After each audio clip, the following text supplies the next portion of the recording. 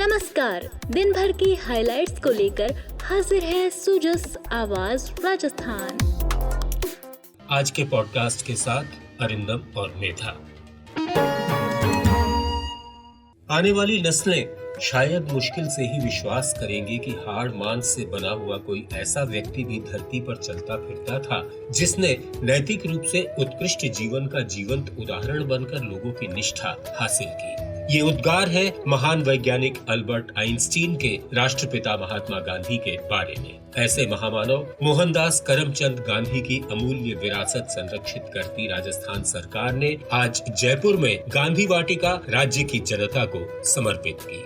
सांसद मल्लिकार्जुन खड़गे, सांसद राहुल गांधी और मुख्यमंत्री अशोक गहलोत ने इसका लोकार्पण किया। 14,500 वर्ग मीटर क्षेत्र में 85 करोड़ की लागत से बनी ये वाटिका देश का पहला ऐसा म्यूजियम है जहां होलोग्राफिक टेक्नोलॉजी के जरिए गांधी जी की तस्वीरें बोलती हैं और इतिहास आपके साथ चलने लगता है। जाहिर है ये वाटिका नई पीढ़ी को गांधी जी के दर्शन और शिक्षा से हमेशा प्रेरणा देती रहेगी। और आइए देखें गांधी वाटिका को सुजस आवाज राजस्थान की नजर से।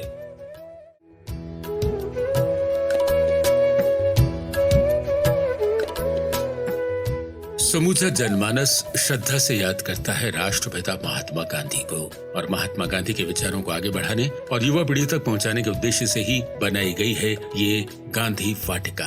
85 करोड़ रुपए की लागत से ये इको फ्रेंडली गांधी वाटिका बनी है। इसमें 3 ब्लॉक हैं जिनमें गांधी जी के स्वतंत्रता संग्राम में रही उनकी भूमिका से लेकर उनके जीवन दर्शन की झलक प्रत्यक्ष दिखाई देती है। वाटिका का निर्माण 14,500 वर्ग मीटर में हुआ है। वाटिका को सुंदर बनाते हैं यहाँ लगाए गए 14,000 से ज्यादा पेड़ पौधे। वाटिका के बनाने से पहले गांधी विचारकों की एक 11 सदस्यीय समिति बनाई गई और इसी के मार्गदर्शन में वाटिका का निर्माण हुआ। गांधी वाटिका जीवन दर्शन है बापू का। बापू यानी एक साधारण व्यक्ति परंतु कितने असाधारण, और इसी का प्रत्यक्ष प्रमाण है ये गांधी वाटिका।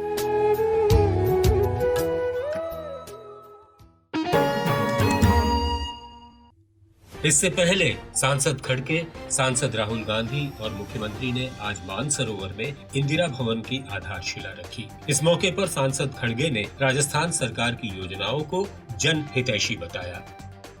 सरकार ने 2018 में जन घोषणा पत्र में जो वायदे किए थे उसे केवल पूरा नहीं किया, लेकिन उससे भी एक कदम आगे बढ़ के सब कुछ लोगों को दिया। आपको हमने जो वायदा किया था, हमारे चीफ मिनिस्टर ने, हमारे एमएलएओं ने, मिनिस्टरों ने सभी मिलके आपके वायदे पूरे किए, बल्कि ज्यादा भी दिए। सांसद राहुल गांधी ने भी गहलोत सरकार की योजनाओं की सराहना की। 21 लाख किसानों को 14,000 करोड़ रुपए राजस्थान की सरकार ने दिया है। चिरंजीवी स्वास्थ्य योजना को आप जानते हो।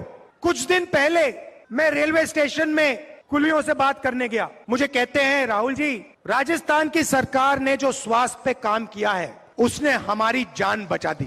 हमारे घुटने खत्म हो गए, हम वजन नहीं उठा पा रहे हैं।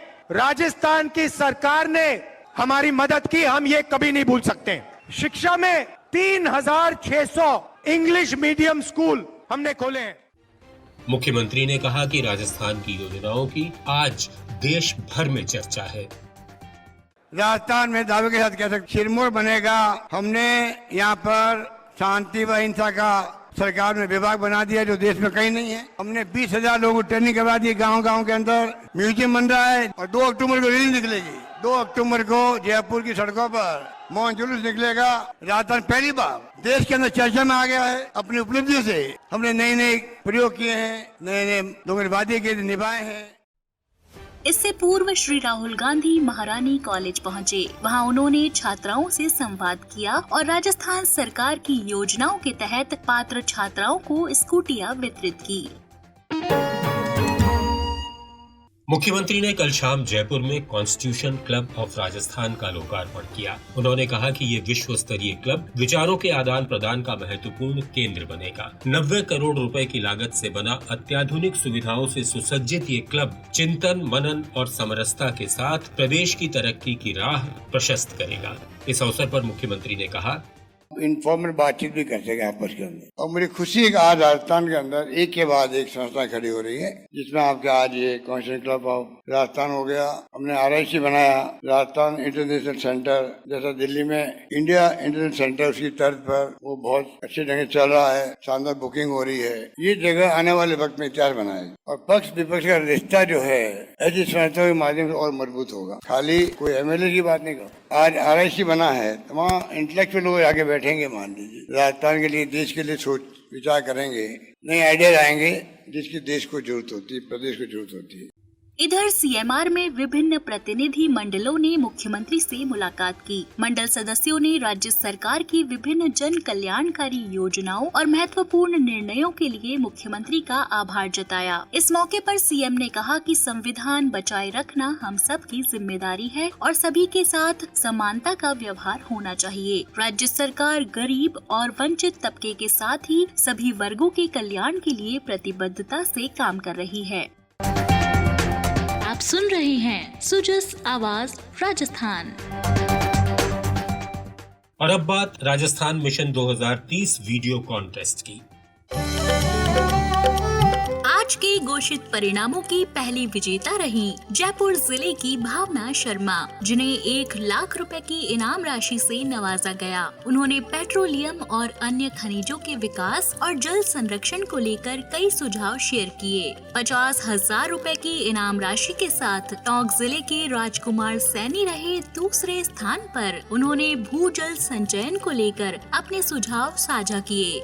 लक्ष्य यादव रहे तीसरे स्थान पर, जिन्हें 25,000 रुपए की इनाम राशि दी गई। वे अजमेर जिले से ताल्लुक रखते हैं। उन्होंने एथेनॉल प्रोडक्शन प्रोसेसिंग के लिए एक डेडिकेटेड फ्लैगशिप योजना शुरू करने पर अपना सुझाव दिया था। इसके साथ ही 100 प्रतिभागियों ने जीते 1,000 रुपए के प्रेरणा पुरस्कार।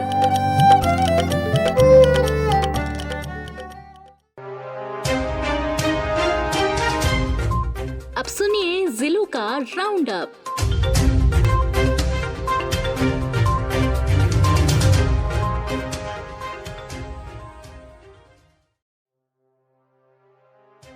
अलवर क्षेत्र में हो रहे विकास कार्यों की कड़ी में घेघोली का मिडिल स्कूल हायर सेकेंडरी में क्रमोन्नत हो गया है। यहाँ 6 क्लासरूम्स भी बनाए गए हैं। कैमाला का मिडिल स्कूल भी MGEM स्कूल में बदल गया है।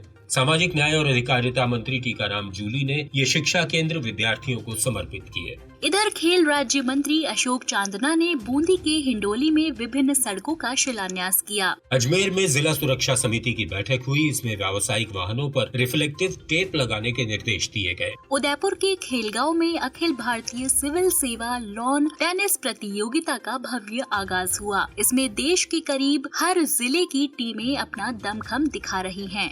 वहीं धौलपुर के सहेडी और मुस्तफाबाद में स्कूल, कॉलेज, अस्पताल, धर्मशाला और सार्वजनिक भवन निर्माण के लिए निःशुल्क जमीन आवंटित कर दी गई है। इस जमीन पर जलाशय, पंप हाउस और फिल्टर निर्माण सहित और काम भी कराए जाएंगे। सूरतगढ़ के पशु विज्ञान केंद्र ने श्रीगंगानगर में बकरी पालन प्रशिक्षण शिविर लगाया। इसमें वैज्ञानिकों ने बकरी पालन संबंधी उपयोगी जानकारियाँ दी। शिविर में 38 पशुपालकों ने हिस्सा लिया। बढ़ते हैं आगे। जल्द होने वाले विधानसभा चुनाव के मद्देनजर प्रदेश के हर जिले में जागरूकता गतिविधियां जारी हैं।